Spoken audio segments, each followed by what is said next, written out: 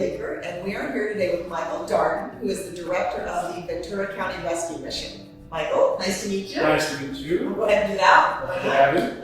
Can you tell us a little bit about the work that you guys do here? Sure. So we do about three primary things. We feed hungry people every day, lunch and dinner. We provide an emergency shelter for men here. About 1.5 miles away, we have the Lighthouse for women and children, and they provide the same services we do. And then we also have a 10-month life recovery program where men come to deal with life issues, drug and alcohol recovery, and those types of things. So that sounds like a full plate, a full menu of things that you're offering.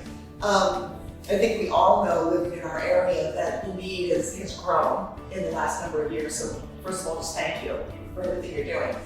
So in the transition program, for instance, it's 10 months, and they receive what type of support are they receiving, and what happens to them when they complete that program? Okay, so for our recovery program, men come in, they receive classes for anger management, money management, there's 12 steps, there's ongoing counseling, case management to deal with any kind of outside things, any legal, health, family issues, those kind of things.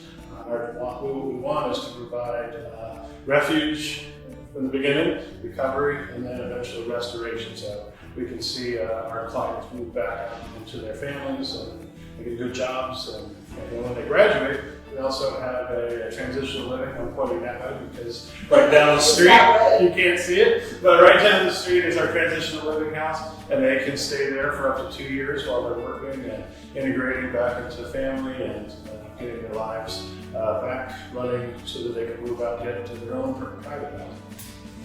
Is there any type of vocational training? Yes, absolutely. So we have a number of things, and we're trying to add to that in the coming year. We have a culinary program. So last year we served over 200,000 meals, both here and provided them for other mission and community locations. And so all that was cooked by our clients, and we have a chef here who trains in the culinary department, and a lot of men have left here and gotten jobs to the nicer steakhouses and so forth. Nice. We have warehousing, we have security training, we have laundry services, and a variety of different things. We're looking into partnering with Ventura College for welding, auto repair, those types of things, so that guys have a great opportunity. And then the ladies are doing a similar thing over at the Lighthouse. That's great, because I feel like there's a lot of personal things to address for someone, I'm sure, when they're coming out of homelessness. But you do need to help give them not just the interpersonal and life skills, but also practical skills to make a living. And a lot of those, there's a lot of things that someone can learn: welding, plumbing, auto repair, things like that you can make a good living, where even here in Ventura County, you can actually afford to pay your way. So that's a wonderful bridge you guys are providing. Yeah, one of the things we focused on last year was implementing a soft skills program. So working on teamwork, communication, personal finances, resume, team building, those kind of skills. As employers are saying, those are even more important to do sometimes than the physical skills that they could train. Right. And there's a lot of, I'm sure there's a lot of holes that need to be plugged and filled to help somebody have a holistic healing experience, right? And move on into society. How many people do you usually have in your let's see, I guess you have the program here, then the transitional. How many people does that typically serve at a time? So it's fluctuated, obviously, because of COVID, as we've reinvented ourselves like everybody else in the world. I think right now we're running about 40 guys in our program. We'd like to get that back up into the 50s and 60s, COVID permitting. And next door, we can run up to about 18 to 20 guys next door in our transitional living. Plus, we also have graduates and interns here, so we have an internship program too. So the guys can work here and learn some skills along with the staff, and then also can work on the outside as well. Right. So having the number at 40, was that dictated by COVID and the amount of spacing that you need? Yeah, initially when the first set of policies came out, we had to really limit how many people could be in a room.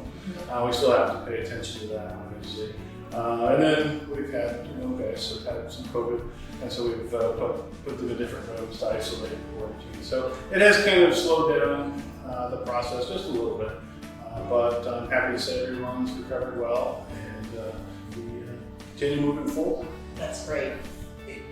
Have you seen, with COVID, have you seen an increase in the number of homeless people who have need? Or does it seem like it stayed the same, or what have you seen there? I believe the numbers say it's increased. It's harder, the landscape is different.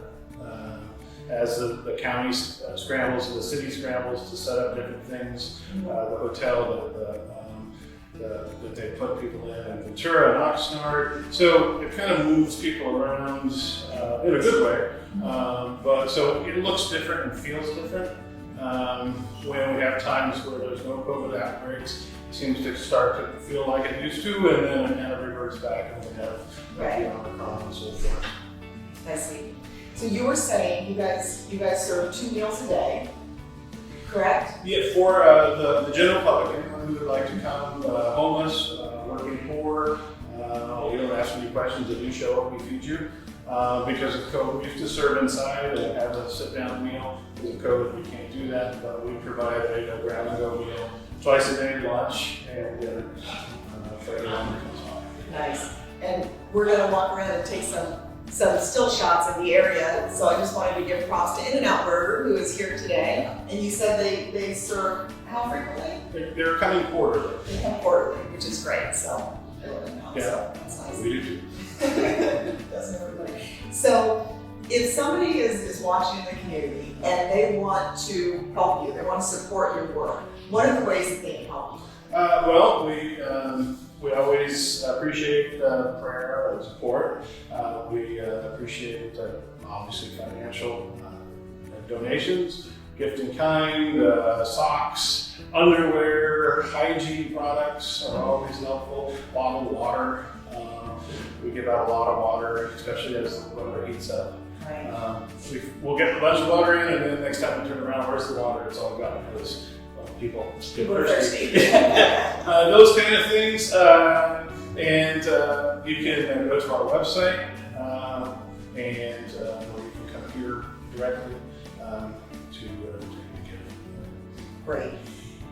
And did you say that everything here is run on donations, or do you receive any governmental support and funding?